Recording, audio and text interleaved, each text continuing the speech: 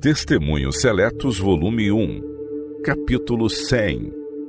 A santidade dos votos.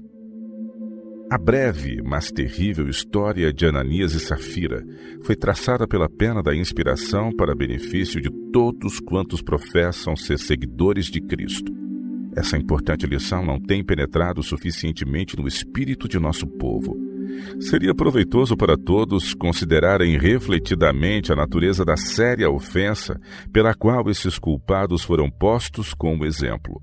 Essa assinalada demonstração da justiça retribuidora de Deus é terrível e deve levar todos a temerem e tremerem de repetir pecados que trouxeram tal punição. O egoísmo, eis o grande pecado que deformara o caráter desse culpado casal. Juntamente com outros, Ananias e sua esposa Safira haviam tido o privilégio de ouvir o evangelho pregado pelos apóstolos.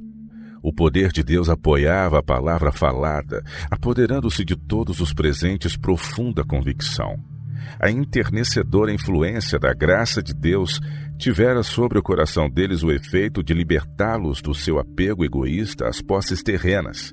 Enquanto se achavam sob a direta influência do Espírito de Deus, fizeram o voto de dar ao Senhor certas terras. Ao dissipar-se, porém, essa influência celeste, a impressão era menos forte, e eles começaram a duvidar e a recuar do cumprimento do voto que haviam feito. Pensaram que haviam sido muito precipitados e queriam reconsiderar o assunto. Abriu-se assim uma porta pela qual Satanás entrou imediatamente, tomando-lhes posse da mente. Esse caso deve ser uma advertência a todos para que se guardem da primeira aproximação de Satanás. Primeiro foi nutrida a cobiça, depois envergonhados de que os irmãos soubessem que sua alma egoísta tinha má vontade de dar aquilo que haviam solenemente consagrado e prometido a Deus, foi praticado o engano. Consideraram o assunto juntos e decidiram deliberadamente reter parte do preço da herdade. Quando convictos de sua falsidade, o castigo deles foi morte instantânea. Sabiam que o Senhor a quem haviam defraudado havia-os achado, pois Pedro disse: "Por que encheu Satanás o teu coração, para que mentisses ao Espírito Santo e retivesses parte do preço da herdade? Guardando-a, não ficava para ti? E vendida, não estava em teu poder? Por que formaste este desígnio em teu coração? Não mentiste aos homens, mas a Deus." Atos 5, versos 13 e 4. Era necessário um exemplo especial a fim de guardar a jovem igreja de ficar desmoralizada, pois seu número crescia rapidamente. Era assim dar a todos os que professavam a Cristo naquele tempo e a todos os que houvessem de professar-lhe o nome posteriormente a advertência de que Deus exige fidelidade no cumprimento dos votos.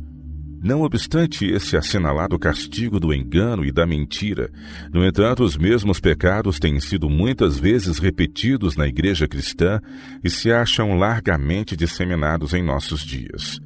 Foi-me mostrado que Deus deu esse exemplo como advertência a todos os que fossem tentados a proceder semelhantemente.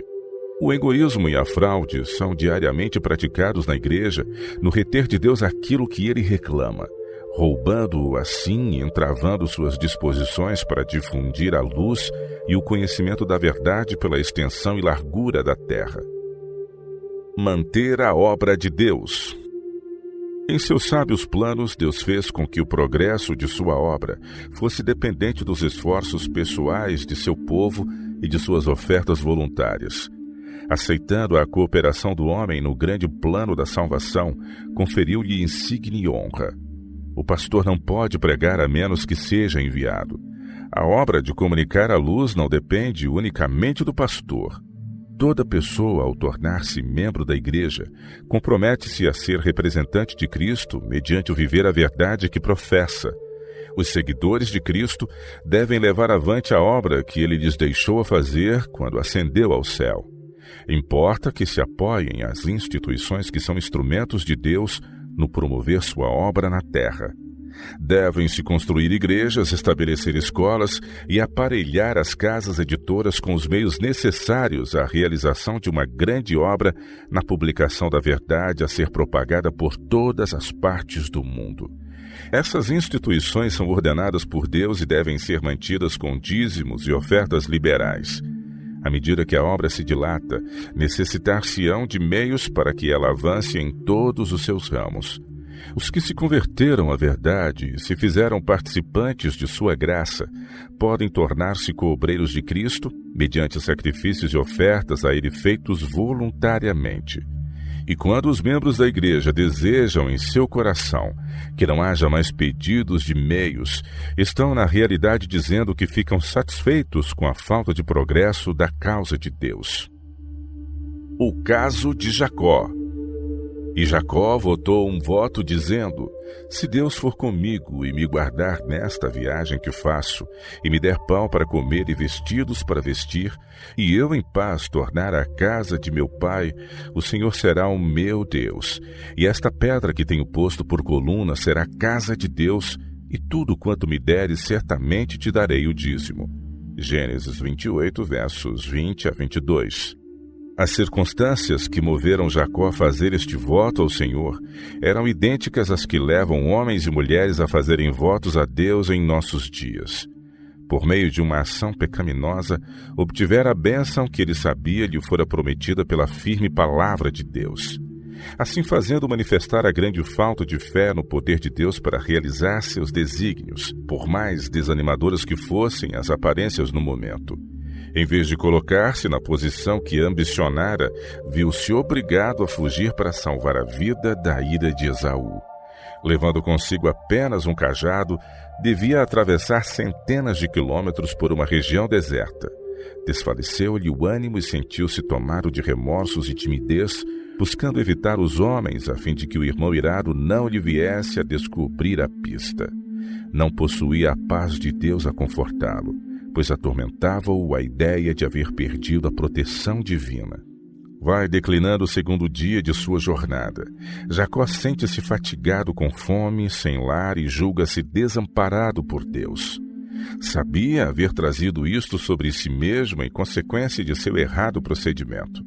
Envolvem-no as sombras do desespero e sente-se como rejeitado. O coração é-lhe invadido de indizível terror e mal ousa fazer sua oração. Está, porém, tão solitário que sente como nunca dantes a necessidade da proteção divina. Chora e confessa diante de Deus o seu pecado e roga uma prova de que ele o não tenha desamparado por completo. O coração opresso, no entanto, não encontra alívio. Perdera toda a confiança em si mesmo e teme que o Deus de seus pais o haja rejeitado. Mas Deus, o misericordioso Deus, se compadece daquele homem desolado, tomado de dor, que faz das pedras seu travesseiro e não tem por cobertura senão a abóboda celeste. Numa visão da noite viu ele uma escada mística, cuja base descansava na terra e cujo topo tocava o céu para além das estrelas.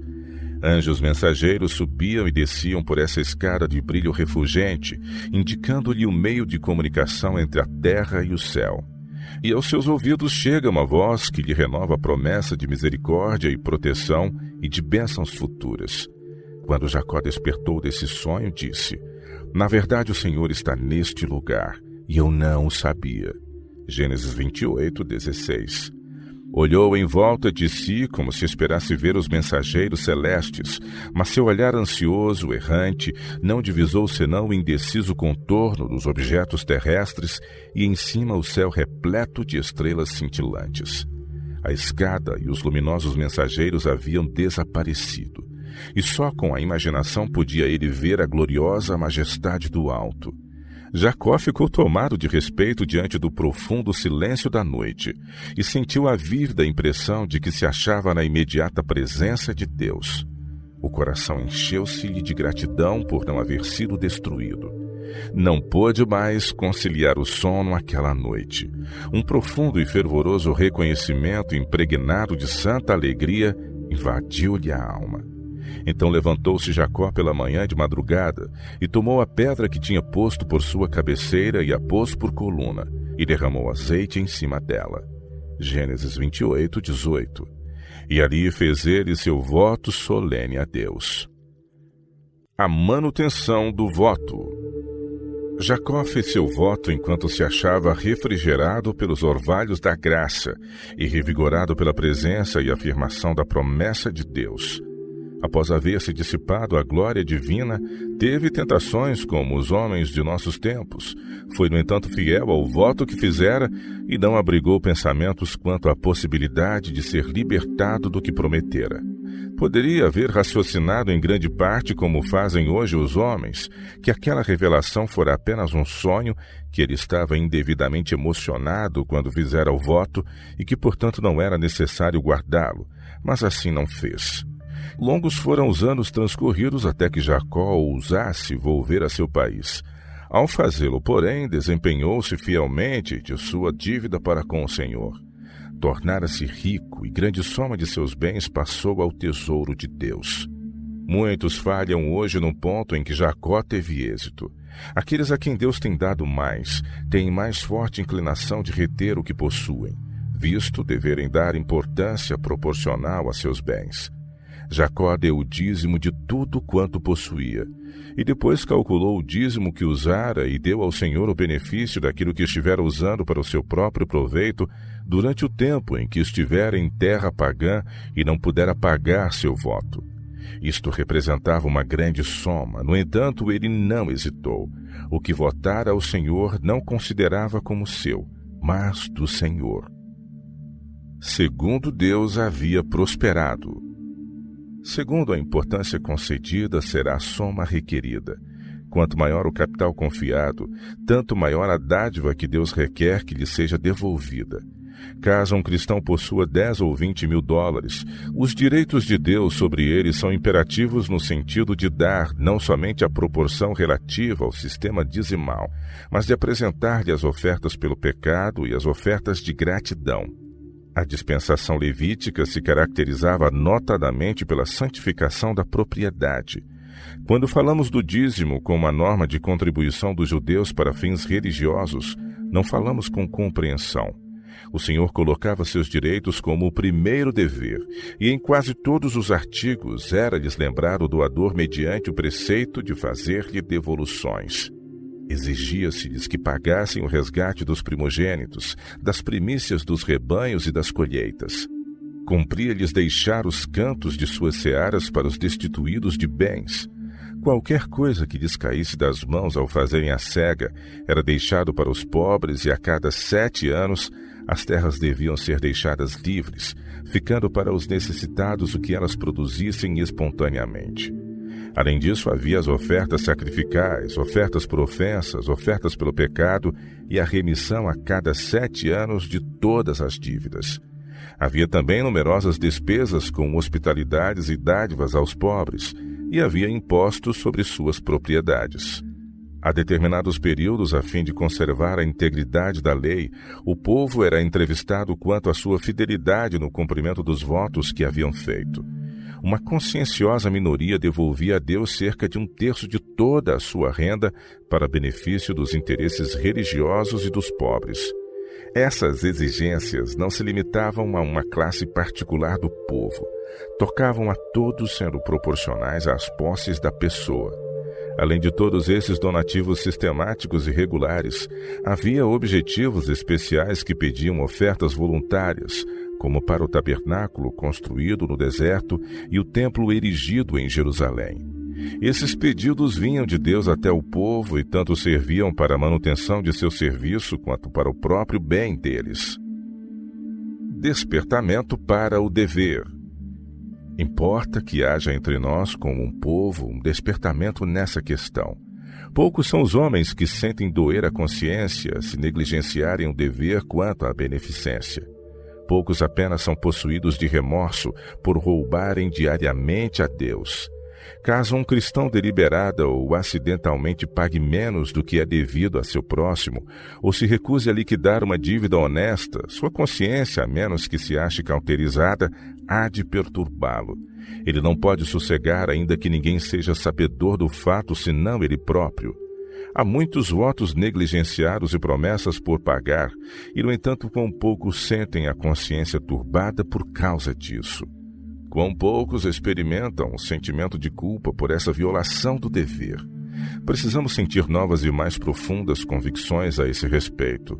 A consciência precisa ser despertada e examinar-se o assunto com diligente atenção, pois no último dia ter-se-á de prestar contas a Deus e seus direitos serão apurados. As responsabilidades do comerciante cristão, seja grande ou pequeno seu capital, estarão em exata proporção aos dons por ele recebidos de Deus. O engano das riquezas tem arruinado a milhares e dezenas de milhares. Esses ricos se esquecem de que são mordomos e que se aproxima rapidamente o dia em que lhes será dito: dá contas da tua mordomia. Lucas 16, verso 2. Como nos é mostrado pela parábola dos talentos, todo homem é responsável pelo sábio emprego dos dons que lhe foram concedidos. O pobre homem da parábola, por ter o dom menor, sentiu ser menor a responsabilidade e não pôs em uso o talento que lhe fora confiado, portanto foi lançado nas trevas exteriores. Disse Cristo: quão dificilmente entrarão no reino de Deus os que têm riquezas. Marcos 10, 23. E os discípulos pasmaram de sua doutrina. Quando um pastor que tem trabalhado com êxito no ganhar almas para Jesus Cristo abandona sua sagrada obra a fim de adquirir lucro temporal, é chamado apóstata e será responsável diante de Deus pelos talentos que aplicou mal. Quando homens de negócios, fazendeiros, mecânicos, comerciantes, advogados, etc., tornam-se membros da igreja, passam a ser servos de Cristo. E embora seus talentos sejam inteiramente diversos, a responsabilidade que lhes cabe de promover a obra de Deus mediante o esforço pessoal e com seus meios não é inferior à do pastor. O ai que cairá sobre o pastor, caso ele não pregue o evangelho, cairá sobre o comerciante tão seguramente como sobre o pastor, se ele, com seus diversos talentos, não for um cooperador de Cristo em produzir os mesmos resultados. Ao ser isto acentuado individualmente, alguns dirão: duro é esse discurso, no entanto, é verdadeiro, se bem que de contínuo contrariado pela prática de pessoas que professam ser seguidoras de Cristo. A igualdade da doação sistemática. Deus proveu pão para seu povo no deserto mediante um milagre de misericórdia, e poderia haver provido tudo quanto era necessário para a cerimônia religiosa. Não o fez, porém, porque em sua infinita sabedoria viu que a disciplina moral de seu povo dependia de eles cooperarem com ele, cada um fazendo alguma coisa. Enquanto a verdade for progressiva, vigoram sobre os homens as reivindicações de Deus no que respeita a dar daquilo que ele lhes concedeu para esse fim. Deus, o Criador do homem, instituindo o plano da doação sistemática, fez com que a obra pesasse igualmente sobre todos, segundo as diversas aptidões que possuem. Cada um tem de decidir suas próprias contribuições, sendo deixado na liberdade de dar segundo se propôs em seu coração. Existem, porém, pessoas culpadas do mesmo pecado de Ananias e Safira, pensando que se eles retêm uma parte daquilo que Deus lhe requer no sistema do dízimo, os irmãos nunca o virão a saber. E isto pensou o culpado casal cujo exemplo nos é dado como advertência. Nesse caso, Deus prova que ele sonda o coração. Os motivos e desígnios do homem não se lhe podem encobrir. Ele deixou perpétua a advertência aos cristãos de todas as épocas, a fim de estarem alerta contra o pecado a que o coração humano está sempre inclinado.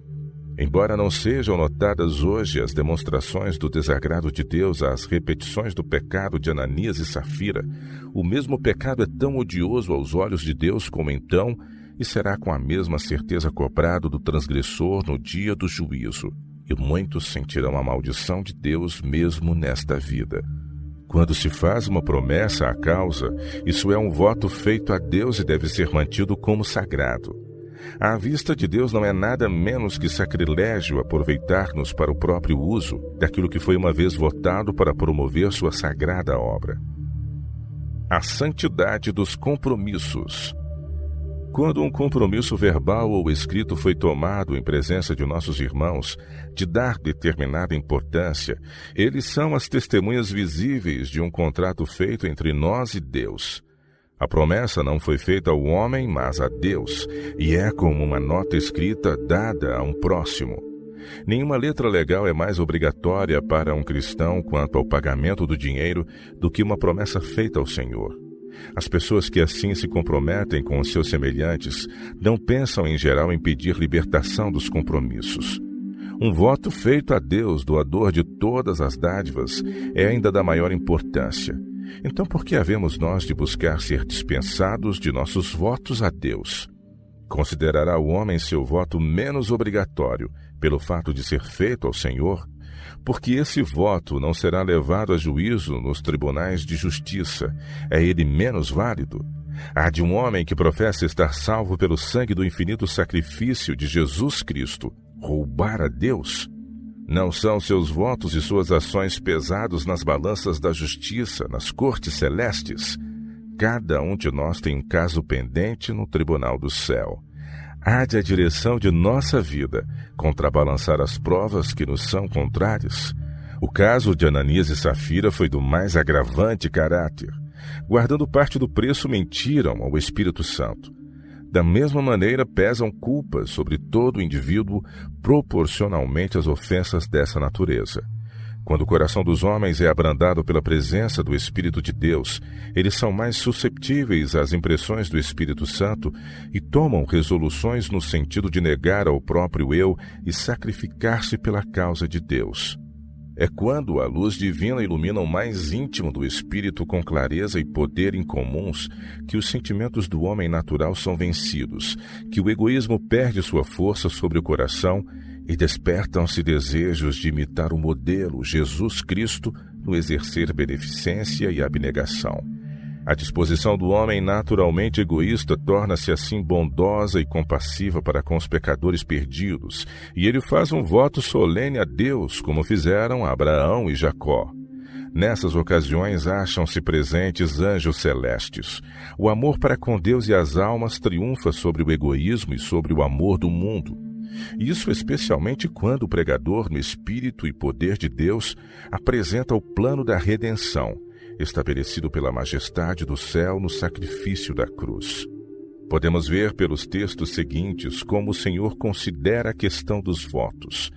E falou Moisés aos cabeças das tribos dos filhos de Israel, dizendo: Esta é a palavra que o Senhor tem ordenado. Quando um homem fizer voto ao Senhor ou fizer juramento, ligando a sua alma com obrigação, não violará a sua palavra. Segundo tudo o que saiu da sua boca fará. Números 30, versos 1 e 2. Não consintas que a tua boca faça pecar a tua carne, nem digas diante do anjo que foi erro, por que razão se iraria Deus contra a tua voz, de sorte que destruísse a obra de tuas mãos. Eclesiastes 5, verso 6. Entrarei em tua casa com holocaustos, pagar-te-ei os meus votos que haviam pronunciado os meus lábios, e dissera a minha boca quando eu estava na angústia. Salmo 66, versos 13 e 14. Laço é para o homem dizer precipitadamente: é santo, e feitos os votos, então inquirir. Provérbios 20, 25. Quando votares algum voto ao Senhor teu Deus, não tardarás em pagá-lo, porque o Senhor teu Deus certamente o requererá de ti, e em ti haverá pecado. Porém, abstendo-te de votar, não haverá pecado em ti. O que saiu da tua boca guardarás e o farás, mesmo a oferta voluntária, assim como votaste ao Senhor teu Deus e o declaraste pela tua boca. Deuteronômio 23, versos de 21 a 23. Fazei votos e pagai ao Senhor vosso Deus. Tragam presentes os que estão em redor dele, aquele que é tremendo. Salmo 76, verso 11. Mas vós o profanais quando dizeis: a mesa do Senhor é impura, e o seu produto, a sua comida, é desprezível. E dizeis: eis aqui, que canseira! E o lançastes ao desprezo, diz o Senhor dos Exércitos. Vós ofereceis o roubado, e o coxo, e o enfermo, assim fazeis a oferta. Ser-me-á aceito isto de vossa mão, diz o Senhor. Pois maldito seja o enganador que, tendo animal no seu rebanho, promete e oferece ao Senhor uma coisa vil, porque eu sou o grande rei, diz o Senhor dos Exércitos. O meu nome será tremendo entre as nações. Malaquias capítulo 1, versos de 12 a 14. Quando a Deus fizeres algum voto, não tardes em cumpri-lo, porque não se agrada de tolos. O que votares, paga-o. Melhor é que não votes do que votes e não pagues. Eclesiastes 5, 4 e 5. Deus deu ao homem uma parte em efetuar a salvação de seus semelhantes. Ele pode operar em ligação com Cristo mediante o praticar atos de misericórdia e beneficência. Não os pode redimir, porém, pois não é apto a satisfazer os reclamos da justiça ofendida.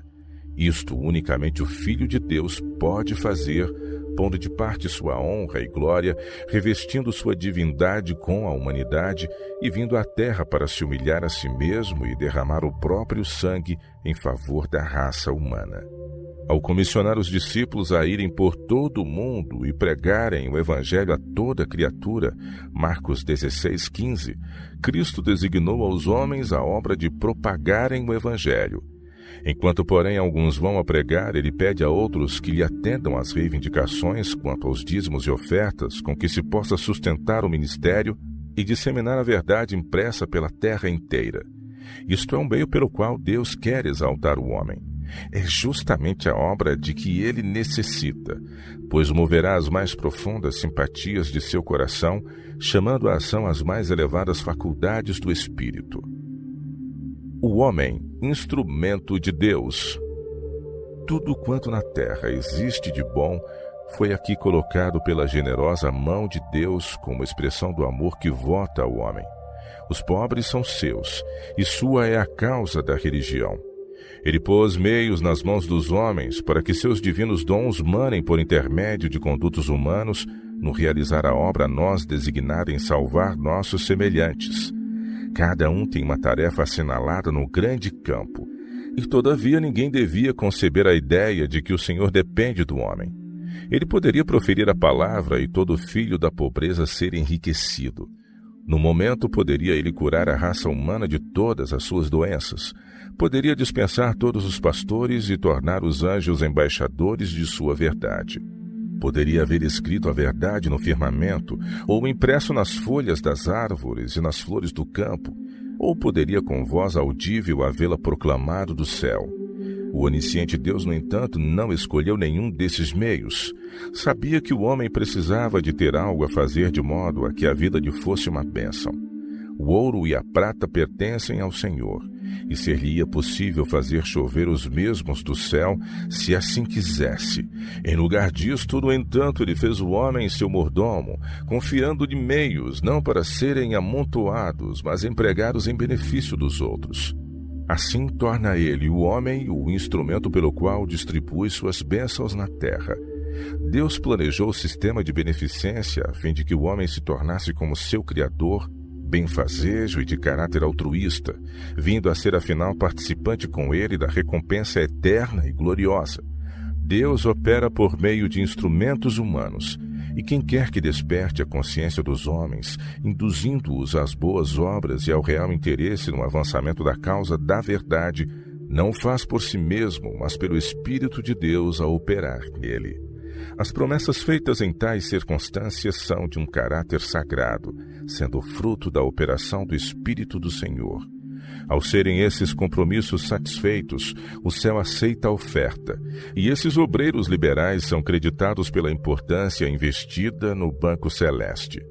Os que assim procedem estão pondo um bom fundamento contra o tempo por vir, de modo a lançarem mão da vida eterna. Quando, porém, a imediata presença do Espírito de Deus não é tão vividamente sentida e a mente fica exercitada nos interesses temporais da vida, eles são tentados a duvidar da validade da obrigação que voluntariamente assumiram e, cedendo às sugestões de Satanás, raciocinam que houve sobre eles indevida pressão e que agiram sob a agitação do momento, que as necessidades de meios para uso da causa de Deus foram exageradas e que foram induzidos a comprometer-se movidos por falsos motivos sem compreenderem bem o assunto e, portanto, desejam ser dispensados. Têm os pastores poder para aceitar suas desculpas e dizer: o irmão não ficará preso à sua promessa, está livre de seu voto? Caso ousem fazer isso, tornam-se participantes do pecado daquele que retém o que prometeu. A Igreja é responsável pelos compromissos de seus membros individuais. Uma vez que vejam que um irmão está negligenciando cumprir seus votos, devem trabalhar bondosa e claramente com ele. Caso o irmão não esteja em condições de pagar seu voto e seja um membro digno e de coração voluntário, ajude-o então a igreja compassivamente. Assim poderão transpor a dificuldade e receber eles próprios uma bênção. Deus quer que os membros de sua igreja considerem seus compromissos para com ele tão obrigatórios como as dívidas que tenham no comércio. Que todos passem em revista sua vida passada e vejam se não há quaisquer compromissos por pagar e redimir, os quais foram negligenciados, fazendo então especiais esforços para pagar até o último ceitil. Mateus 5, 26, pois havemos todos de enfrentar e suportar a decisão final de um tribunal, a cuja prova só poderão resistir a integridade e a veracidade.